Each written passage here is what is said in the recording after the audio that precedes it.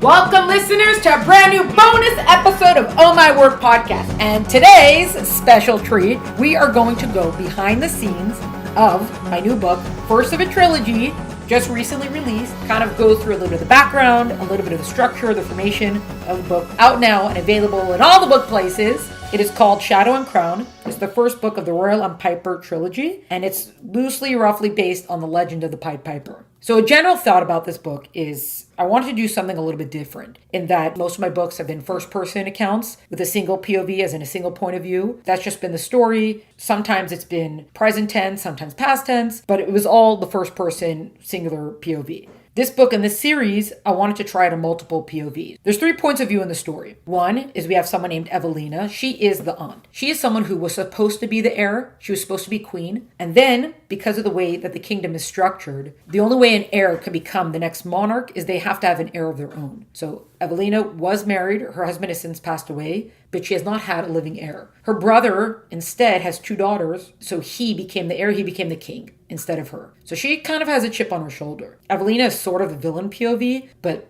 to make it more than just like, oh, I'm so mad and I want to be queen, and actually add something more than that to the character, this part of you have to have an heir to be an heir kind of thing was added in because on the one hand, the stuff that she does is kind of not so great. As the story progresses, not just in this book, but in the books to come, she goes from doing something that you can sympathize with, and I totally get where you're coming from, to like, whoa, now you went a little bit too far. That's kind of her journey and her descent. But the biggest thing was to give her something that she might be doing something wrong, but she actually has very good reasons for it. And not just I get the reason, but I could actually agree with the reason. So that's Evelina. Then we have a character, his name is Quirin, and he is someone that when we first see him, we get this sense that he's kind of a fugitive, he's a runaway, he's living on a farm, he's sleeping in a loft. There's just this sense of that he's sunken himself in sameness. He's sunken himself in quietude. He's in a world, he's living in a life that is not for him. It's a good life for people who are born into it and people who embrace it. This is not the life that he should be living. So part of him is embracing the quiet because, oh, that means that they haven't found me yet. But the other part of him is like, my life is a waste. This is how we're going to find him. And eventually we're going to find out what his whole story is, why he had to run away, etc. It's also one of those things where what he did is he was kind of defending someone, kind of doing vengeance for someone. Maybe he went a little bit too far, but maybe he also didn't because he's pretty justified in what he did.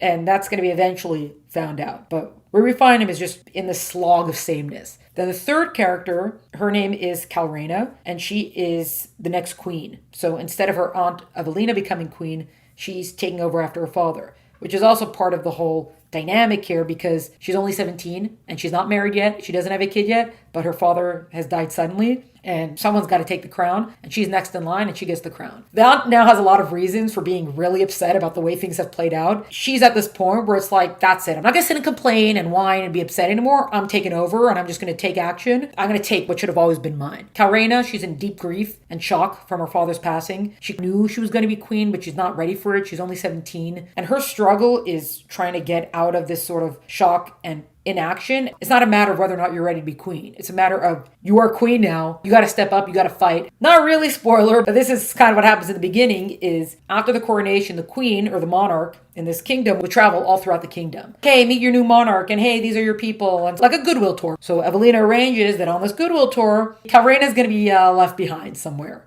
And Quirin's going to be the one to find her and bring her to the farm. And the stories unfold from there. It's going to be one of these things that Calrena's going to have to step up and be like, I can't just hide away on this farm and just hide from my problems and hide from the grief and hide from everything that's going on. I got to take an action and I got to go fight for my throne. If not, I'm not worthy of even having the throne. And she'll eventually drag Quirin out of his sameness and be like, this isn't a life for you. It's time for you to go and embrace what your life should be. This is kind of what's at play. Now, why did Evelina not just kill Calrena? Well, so we have systems in place. It's part of the magic system that the heir has something called a conduit. That's kind of the channel of magic system to the whole kingdom. And this conduit protects the monarch against assassinations. So Evelina can't just kill her. She's going to lose her and then figure out a way to try to get the conduit from her. And if there's further questions, see how the book plays out. So that's the general idea of it. This is planned out to be a trilogy, going through this whole journey of Evelina going from, I'm going to make plans to take the throne and her descent to total villainy. Quirin's, you can't be lost in your sameness. You got to be the person you're meant to be kind of thing. And Calrena, you can't hide away in your grief. You got to step up and take control of your kingdom.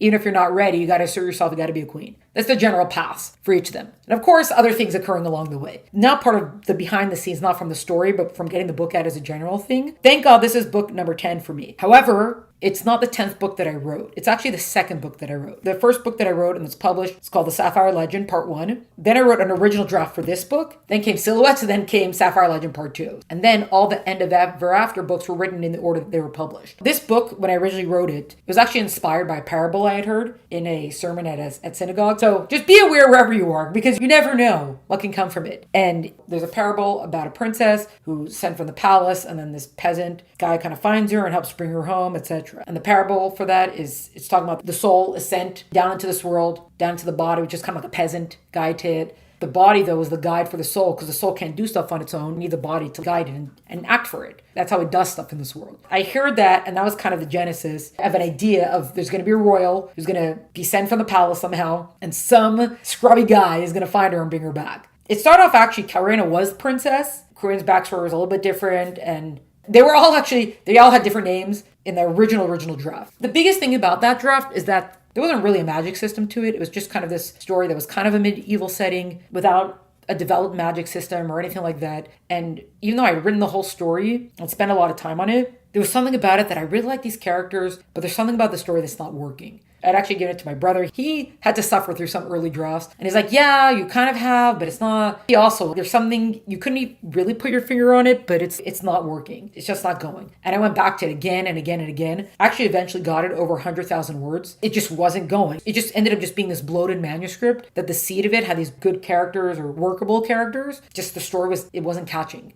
So it's not an easy thing for a writer to do, and most of us are in denial about things like this, but sometimes you have to shelf a manuscript. Shelving it often means that you won't necessarily get back to it, or maybe 20 years down the line you might revisit it and like, oh, I thought this was good enough, but it's not. But I did have to eventually shelf this manuscript. And I actually wrote an article about this for Writer's Digest. You can go online, you can see it there. It's called Shelved But Not Forgotten. That even though I shelved the manuscript, then I went on to writing other books, every once in a while I would kind of think of it again, and just I wish I could figure out how to make the manuscript work. I had so signed off on it, it's shelved and it's gone, that I even mined the original manuscript for characters for other books. For example, in Lies of Golden Straw and Human Again and Heart of a Hunter, there's a character named Yarrow. He's kind of like this master wizard, Merlin's kind of teacher character. And he was originally in this story, in the original draft of the Shadow and Crown book. End of Ever After, the name of the kingdom there was originally this name of the kingdom here. So I had kind of accepted that this manuscript is just not working. And even though I still love the characters and I like the general storyline, I mind it. And then fast forward, I ended up writing the Cinderella story, which if you want to hear about all that, you could go to hear the behind the scenes of the Cinderella book, the End of Ever After, and all the other books. It was toward the end of that, and also I started working on other manuscripts, that I started thinking maybe there's a way to redeem the manuscript.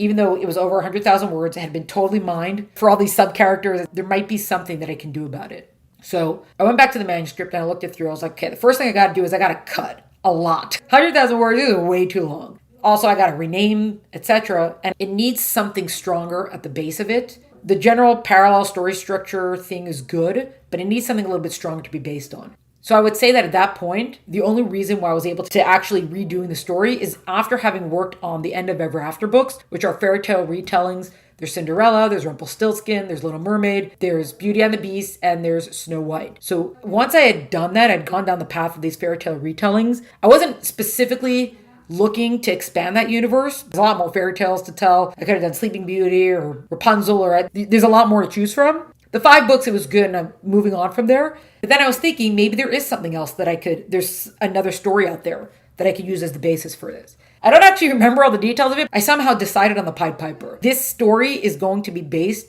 well, I don't want to give too much away, but the Pied Piper is going to be woven into the story. Pied Piper in the story ends up being this sort of musical assassin. So we know the Pied Piper could play his pipe and he could guide people, and he assumedly leads them to the death, so you got to pay the piper, etc. So here, the Pied Piper, he still uses the pipe for death, but it's part of the magic system about how he could call forth the music of people's souls, etc. And he's going to be a king's assassin. So this is now the new setting for this. So really, it's just the Piper character that's going to be based on the Pied Piper. The original legend of the Pied Piper, it's not a very long story. It's maybe a couple paragraphs. It's a legend that's out there. Kind of like, did it happen? Did it not happen? It could have happened. Something like it might have happened. That became a new foundation stone for the story.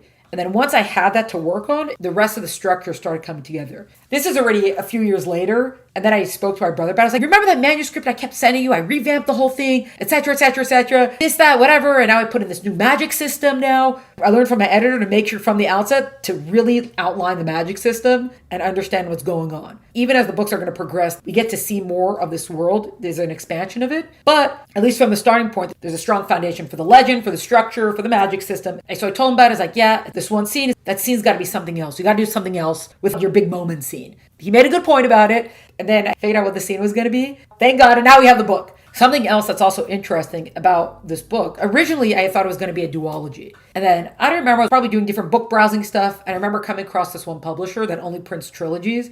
This is published with Fire and Ice YA. They've published all my books so far. But before I'd even sent it to them, I was still kind of stuck on this duology that I was going to do. But once I saw this, like, I wonder if I could make it into a trilogy. But here's the thing that's tricky about trilogies. So you have your starting book, introduces the world, you have the starting story, etc., all these things. Usually the third book, there's going to be a lot of momentous things going on because it's going to be the culmination of everything we've built to. And not always, but often, the second book kind of ends up being a bridge book, connecting the first book to the third book. Often that book looks like a travel book because we were in one setting, we had to overcome whatever challenges we had in the one setting, and now we're going to go to the next place, and that's going to be the bigger place. That's where everything comes to head. So on the one hand, I didn't want to do the travel book, but at the same time, if I was going to go from a duology to a trilogy, the second book was going to end up being a travel book. But I had to really think about, if you write a travel book, first of all, if it's going to be the bridge from the first book to the third book, you better make sure that they're not just crossing the bridge. Someone's got to fall off the bridge has to break, something has to come in between the bridge, someone has to stop their journey. And all these things that occur have to expand the characters, the world, etc. Not in a heavy, loaded kind of way, but in a way that we feel like this is a natural progression.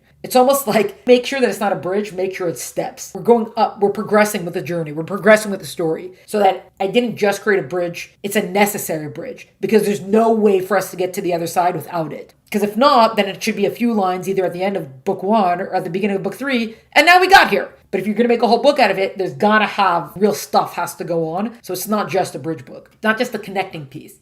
The other thing that I realized with this book is that there are certain advantages to having 3 different points of view. Thing though is that Evelina is one point of view and Corinne and Cal, they're 2 other points of view, but they're usually in the same place. It can get tricky sometimes because with multiple POVs, that's good because when it's only first person and one POV, you only know what you see. So that's the same thing for the characters. I can't see something that I'm not in the scene. But when you include more points of view, you can now see more stuff. You can see things that the one character is not there, but another character is there to see it or to hear about it. So it kind of allows certain expansions of the story because it allows the reader to be in more places at the same time. The character can do that, but now the reader can do that. We can now be in new places with new people simultaneously as the story plays out. You have that on the one hand. The tricky thing about that is sometimes it can get very tricky with the timeline. You have to make sure that the stories line up with each other. Some people think that the timelines have to exactly match. If it's day 1, it has to be day 1 for everybody. Day 2, all the passage of time has to be the same for everybody.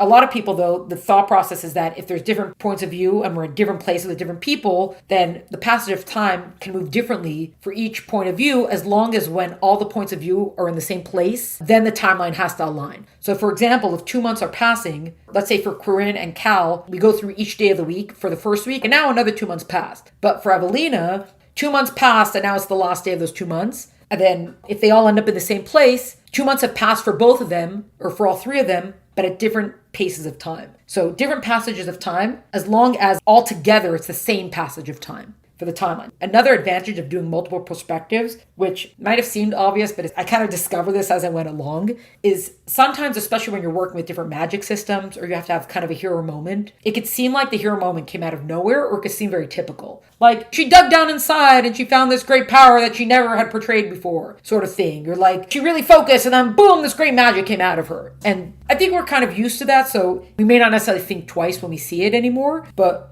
part of the advantage of using multiple perspectives is that, let's say a great power has to be revealed. One of the main characters is going to need that to overcome a big moment for that character. If I want to avoid it seeming like, oh, this magic that just occurred and it comes out of nowhere and where's the logical buildup for it? Something that I could do is show it in a different POV. It's unexpected for the character, but not for the reader. The reader has already seen a glimpse of it somewhere before. So when it occurs, the reader's like, oh, of course this could have happened. They don't feel like, oh, you're Deus Ex Machina kind of moment. Instead, it feels more like a natural part of the world and of the universe because they've seen it before. They know that this could happen. I'm not going to get too specific, but I did use that trick to show up part of it, of a certain power or a certain ability in one of the POVs, in one of the perspectives, and then it's going to come up again later when it's very much needed by a different character and a different perspective. But for the reader, it shouldn't feel as much as a surprise or that it came out of nowhere because they've seen a glimpse of it before.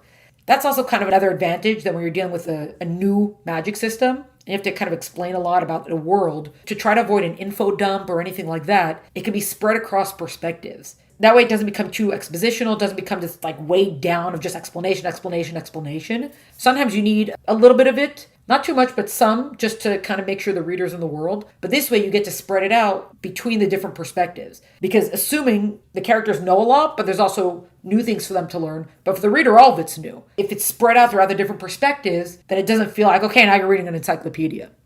There was another thing about writing this book. There was a particular trope that I was trying to avoid. In YA fantasy, or it could occur probably across fantasy genres, but I've seen it often in YA fantasies, you often have, let's say, two characters. One of them is betrayed as a soldier or this, that, whatever, someone who's got combat experience or is combat ready, etc., and the other person who's not. They weren't trained for this, they don't have it, whatever.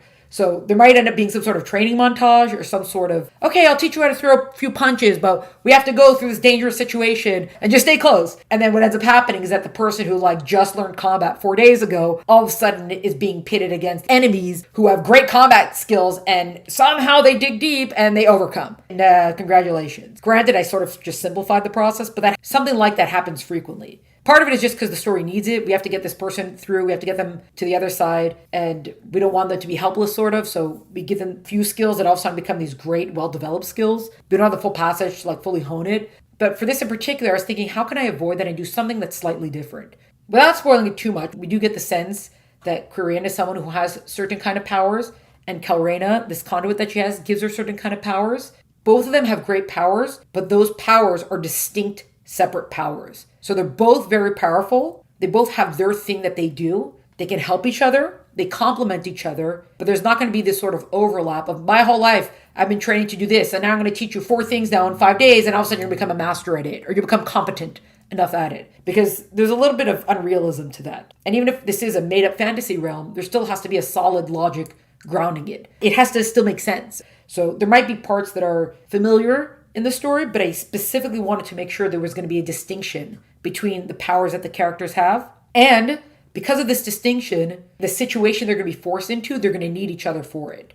And this way they can rely on each other, specifically with respect for the powers that each one has. You have your abilities, your capacity, your training, etc. I need this for a particular thing. You've got your training, your capacities, your abilities, and that's going to help us for X, whatever it's going to be. I think it actually heightens the respect aspect of the relationship for each side to say, you're powerful, you have what I don't have. The other thing that I did is often in YA, if there's a main guy character, main girl character, there's often a romantic subplot or plot between them, and there isn't in this book. Some readers might be very happy to hear that, or even relieved to hear that, and some may not. And I didn't really want to spoil it, but this way there's not the expectation. You don't have to be looking for it. This way you can just kind of know that the story is just going to play out with each in their respective roles. And if anyone is particularly agitated, or if anyone is particularly glad about it, please very nicely let me know. We can hear what readers think about it, because I've heard so often, and of course every story has to have a romance in it. If there's a guy and a girl, of course they're going to have to hook up. Thinking about that and writing the story, I said, let me try it without it. Let's see how it goes without it.